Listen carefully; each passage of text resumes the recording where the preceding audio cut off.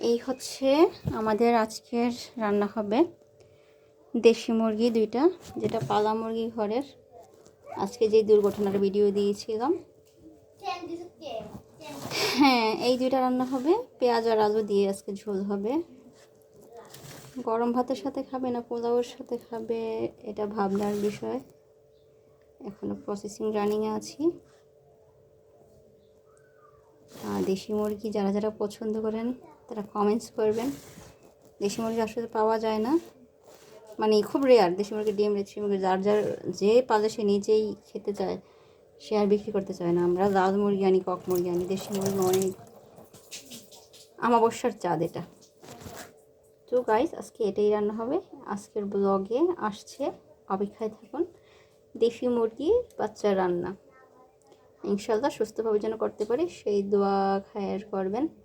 আসসালামু আলাইকুম রহমতুল্লাহি ওয়া বারাকাতুহু। এই ব্লগটি শেষ পর্যন্ত দেখার জন্য আপনাদেরকে অসংখ্য ধন্যবাদ। পাশে থাকুন, ভিডিও আসবে ইনশাল্লাহ। রাতে না হোক কালকে হলেও আসবে। দোয়া করবেন। Please subscribe my YouTube channel. Share this video available in your nearest. আসসালামু আলাইকুম রহমতুল্লাহি ওয়া বারাকাতুহু।